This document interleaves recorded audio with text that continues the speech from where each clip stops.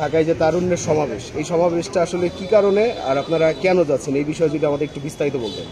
ধন্যবাদ। আপনারা জানেন ইতিমধ্যেই বাংলাদেশ জাতীয়তাবাদী দল দেশনায়ক তারেক রহমানের মেধা এবং চেষ্টায় এই স্বৈরা শাসক শেখ হাসিনাকে 5 তারিখে বিদায় করেছে। তারই ধারাবাহিকতায় বাংলাদেশে দীর্ঘ 17 বছর ভোটের অধিকার থেকে মানুষ বঞ্চিত। এই যুব সমাজকে একতাবদ্ধ করতেই আগামী দিনে দেশনায়ক তারেক রহমান যে আপনারা ইতিমধ্যে দেখেছেন চট্টগ্রাম, খুলনা এবং বগুড়াতে এই যুব সমাজের ঢল নেমেছে। আগামীতে যাতে ভোটের অধিকার প্রতিষ্ঠিত হয় বাংলাদেশে, তার জন্য আজকে এই দেশনায়ক তারেক রহমানের নির্দেশে এই বাংলাদেশ জাতীয়তাবাদী যুবদল, স্বেচ্ছাসেবক দল এবং ছাত্র দলের সেই বিশাল 20 লক্ষ লোকের এক সমগমের চলতেছে।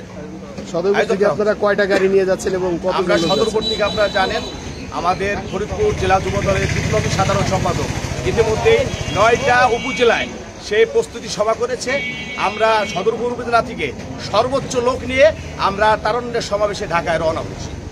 আজকে আপনাদের মূল চাওয়াটা কি থাকবে এই সমাবেশে? আমাদের মূল চাওয়া থাকবে এই দেশের মানুষের ভোটের অধিকার ফিরিয়ে দেওয়া, মানুষের গণতন্ত্র ফিরিয়ে দেওয়া। আমাদের মূল চাহিদা থাকবে এই তারুণ্যের সমাবেশে।